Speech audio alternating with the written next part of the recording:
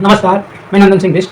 आप देख रहे हैं इमेम दस्तावेज। अगर आप इस वीडियो को यूट्यूब चैनल पर देख रहे हैं और चैनल पर नए हैं तो चैनल को सब्सक्राइब करें, बेल का आइकन भी दबाएं। अगर आप इसको फेसबुक पेज पर देख रहे हैं तो पेज को लाइक करें। अगर आप इसको इंस्टाग्राम पर देख रहे हैं तो हमें फॉलो करें और वीडियो को शेयर करते रहें। ईरान ने कतर में अमेरिका के अल उदीद एयर मिलिट्री बेस पर मिसाइलें दागी। ईरान ने यह हमला अमेरिका के 21 जून के हमले के जवाब में किया। अमेरिका ने ईरान के 3 एटमी ठिकानों फोर्डो, नंताज और इस्फहान पर B-2 बॉम्बर से 13,608 किलो के दर्जन भर बंकर बस्टर बम गिराए थे। वहीं ईरान के सुप्रीम लीडर अली खामेनेई ने रूसी राष्ट्रपति व्लादिमीर पुतिन से मदद मांगी है। इजराइल ने ईरान के फोर्डो न्यूक्लियर साइट पर हमला किया। ईरान की संसद ने हाल ही में स्ट्रेट ऑफ हॉर्मूज को बंद करने का प्रस्ताव पास किया है। अगर ऐसा होता है तो कच्चे तेल की कीमतें 30 से 50% तक बढ़ सकती हैं। दुनिया का 20 से 25% कच्चा तेल और 25% natural gas straight of Hormuz से होकर गुजरता है।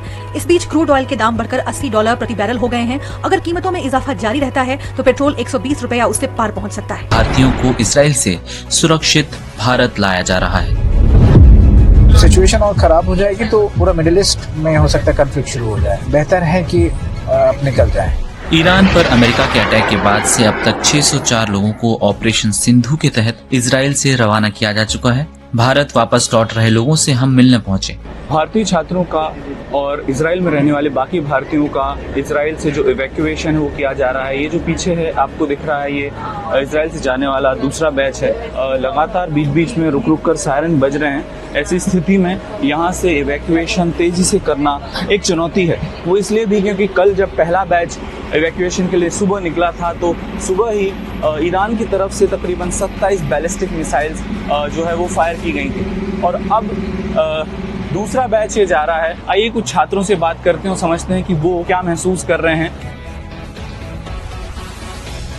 महाराष्ट्र की रहने वाली मैत्रेयी 4 साल से यरूशलेम में रहकर हिब्रू यूनिवर्सिटी से PhD कर रही हैं। उन्होंने डर का ऐसा मंजर पहले कभी नहीं देखा। हर रात को सायरन बज रहे थे तो फॉर अस हम लोग आई थिंक 6-7 रातों तक लगातार नहीं सो पाए और हमें पता नहीं चल रहा था क्या हुआ। We couldn't trust lot of information. Tel Aviv से 10 दिन में फंसे सुमित जंग में बने हालात से परेशान हो चुके हैं। कभी भी सायरन बजता था और सो नहीं पा रहे हैं, एग्जॉस्टेड हैं, कुछ कर भी नहीं पा रहे हैं। तो हाँ, और कल से सिचुएशन और एस्केलेट हो गई है और कल हमारे यूनिवर्सिटी के पास में एक मिसाइल इम्पैक्ट की है। अमेरिकी राष्ट्रपति ट्रंप ने ईरान और इजराइल के बीच सीज फायर का ऐलान किया। ट्रंप ने कहा, इजराइल और ईरान ने मिलकर फैसला किया है कि 6 घंटे बाद जब दोनों देश अपनी आखिरी सैन्य कार्रवाई पूरी कर लेंगे तो 12 घंटे का युद्ध विराम होगा। इसके बाद युद्ध को खत्म माना जाएगा। सबसे पहले ईरान युद्ध विराम शुरू करेगा, फिर 12 घंटे बाद इजराइल भी युद्ध विराम शुरू करेगा। 24 घंटे बाद इस 12 दिन के युद्ध का आधिकारिक अंत माना जाएगा। विश्व दुनिया भर में युद्ध और हथियारों की मांग तथा होड़ के बीच एक यूजर डॉक्टर शीतल यादव @शीतल2242 ने एक्स पर एक वीडियो साझा करते हुए लिखा है कि कई अमेरिकी रक्षा सूत्रों ने माना है कि चीन अगली पीढ़ी की सैन्य तकनीकों में तेजी से आगे बढ़ रहा है, हाइपरसोनिक्स और आई से लेकर क्वांटम युद्ध तक। जैसा कि एक विश्लेषक ने टिप्पणी की, ईमानदारी से कहें तो चीन के साथ युद्ध इस सदी का सबसे बेवकूफी भरा विचार होगा। टेस्ला ने अमेरिका में रोबो टैक्सी लॉन्च की है। ये ऑटोनॉमस टैक्सी इलेक्ट्रिक व्हीकल बनाने वाली टेस्ला ने रोबो टैक्सी की शुरुआत फिलहाल टेक्सास और ऑस्टिन शहर में की है। कंपनी ने रोबो टैक्सी की एक राइड की कीमत $4.20 यानी करीब 364 रुपए रखी है। इस कार में ड्राइवर नहीं होता, ये ऑटोमेटिकली चलती है। रोबो टैक्सी सर्विस शुरू करने की जानकारी टेस्ला कंपनी के CEO इलॉन मस्क ने एक्स पर एक पोस्ट के जरिए दी। उन्होंने लिखा, पहलगाम हमले में शामिल 3 आतंकियों में से एक की पहचान हो गई है। रविवार को नेशनल इन्वेस्टिगेशन एजेंसी यानी NIA ने इन्हें पनाह देने वाले 2 लोगों को अरेस्ट किया था। इन्होंने बताया कि हमला करने वाले 3 आतंकियों में से एक का नाम सुलेमान शाह है। बाकी 2 पाकिस्तानी आतंकियों के नामों का खुलासा फिलहाल नहीं किया गया है। एयर इंडिया एक्सप्रेस की जयपुर से दुबई जा रही फ्लाइट में टेक ऑफ से ठीक पहले तकनीकी खराबी आ गई। कॉकपिट में खराबी की वजह से प्लेन को रनवे से बुला लिया गया। इसमें 130 पैसेंजर सवार थे। वहीं इंडिगो की इंदौर भुवनेश्वर फ्लाइट भी तकनीकी खराबी के चलते रनवे से लौट आई। उधर दिल्ली से जम्मू जा रही एयर इंडिया एक्सप्रेस की फ्लाइट बिना लैंडिंग के लौट आई। गृहमंत्री अमित शाह सोमवार शाम वाराणसी पहुंचे। एयरपोर्ट पर सीएम योगी ने बुके देकर उनका स्वागत किया। इसके बाद वो काल भैरव मंदिर गए, जहां दर्शन पूजन करने के दौरान एक पंडित ने अमित शाह की नजर उतारी। इसी बीच सीएम योगी हंसने लगे और हाथ के इशारे से पंडित को रोक दिया। इसके बाद शाह होटल ताज पहुंचे।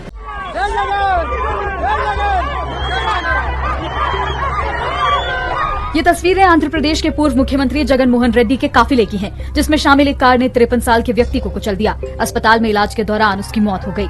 घटना के बाद पूर्व सीएम जगन मोहन रेड्डी के खिलाफ हिट एंड रन का मामला दर्ज हुआ है। FIR में कार ड्राइवर, रेड्डी के PA, पूर्व सांसद YV सुब्बा रेड्डी, पूर्व विधायक पेरनी नानी का भी नाम है। वंदे भारत ट्रेन में एक यात्री को चप्पलों से पीटा गया। दैनिक भास्कर के पास इस हमले का एक्सक्लूसिव CCTV फुटेज है। सीसीटीवी में ये पूरी घटना 19 जून को उस वक्त कैद हुई जब वंदे भारत ट्रेन झांसी स्टेशन पर रुकी। E2 कोच में चढ़े 8 से 10 लोगों ने एक यात्री पर हमला कर दिया। इसमें साफ दिखाई दे रहा है कि 31 सेकंड तक यात्री को 10 से 12 लोगों ने लगातार लाते घूंसों से मारा। इसमें गौर करने वाली बात यह है कि जब यात्री को मारा जा रहा था तो विधायक राजीव सिंह भी वहां मौके पर मौजूद थे। उस यात्री के साथ मारपीट का आरोप भी झांसी के बबीना सीट से बीजेपी विधायक राजीव सिंह पारीछा के समर्थकों पर ही है। देश आम आदमी पार्टी प्रमुख अरविंद केजरीवाल ने एक्स पर अपना एक वीडियो साझा करते हुए लिखा है कि आज 5 विधानसभा उपचुनावों के नतीजे आए, जिनमें से 2 सीटें आम आदमी पार्टी ने जीती, विसावदर गुजरात और लुधियाना वेस्ट पंजाब। पिछली बार के मुकाबले इस बार हमारी जीत का मार्जिन लगभग 2 गुना है। पंजाब की जनता ने हमारे काम पर मुहर लगा दी है।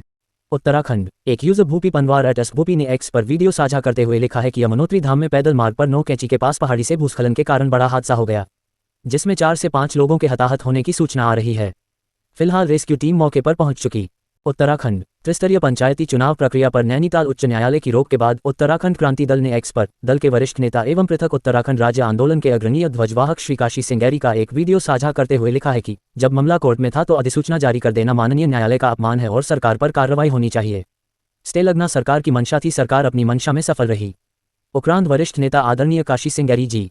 और कोर्ट ने तो पूछना था कि ये किस आधार पर किया तुमने, अधिसूचना दिया है कि नहीं दिया, अब ये नोटिफाई किया है कि नहीं किया है। और इनके वकील कोई जवाब नहीं दे पाए। और उससे 2 कारण हो सकते हैं कि एक तो वकीलों को कहा होगा कि भाई चलने देना, स्थगित हो जाए, सरकार भी नहीं चाहती चुनाव, और या उनको नॉलेज ही नहीं हो, वैसे पैसा खिलाने के लिए रखा गया है। वो वकील ज़्यादातर ऐसे ही हैं, वो फीस लेते हैं गवर्नमेंट से, हमारा पैसा लेते हैं और बोलते बालते कुछ नहीं है। तो ये बहुत बड़ा दुर्भाग्यपूर्ण है। और इससे सबसे बड़ी बात यह है कि जो ही अधिसूचना इन्होंने जारी की, लोगों ने अपनी तैयारियां शुरू कर दी, पोस्टर बना दिए, बैनर बना दिए, होर्डिंग्स बना दी और संपर्क करने लगे, हाई तबाह मच गई और लोगों के कई पैसे खर्च भी हो गए, लाखों रुपये भी खर्च हुए होंगे किसी के। तो और आज ये नतीजा ये है कि हाईकोर्ट ने कह दिया चुनाव नहीं करा सकता वैसे में। तो क्या गवर्नमेंट को सब पता नहीं था? गवर्नमेंट में ब्यूरोक्रेसी है, लॉ जानने वाले लोग बैठे हुए हैं, वो क्या कर रहे थे, क्या कैसे चल रही है गवर्नमेंट? ये है मकसद, ये है कि ये एक तो अपनी खाल बचाने को हुआ कि हमने तो अधिसूचना जारी कर दिया, हाईकोर्ट ने रोक दिया। तो चाहते नहीं है गवर्नमेंट, स्वयं नहीं चाहते कि चुनाव इस वक्त हो। तो इसलिए वो छोड़ के कमियां छोड़ के कमियों को दूर किए बिना उन्होंने अधिसूचना जारी की। हाईकोर्ट ने तो कानून के हिसाब से कहा ऐसे कैसे हो सकता है। ये सारा मामला है, ये बहुत बड़ा सवाल है। कोर्ट ने अब अगर कह दिया कि आप अधिसूचना जारी नहीं करेंगे जब तक कि सारी चीज़ें क्लियर नहीं होती हैं, और आपने उठा के अधिसूचना जारी कर दी, आपने तो कोर्ट के ऑर्डर को भी नहीं माना है, तो हाईकोर्ट को तो इनके सरकार के ऊपर अवमानना का कानून कार्रवाई करनी चाहिए। अवमानना की कार्रवाई सरकार के खिलाफ होनी चाहिए।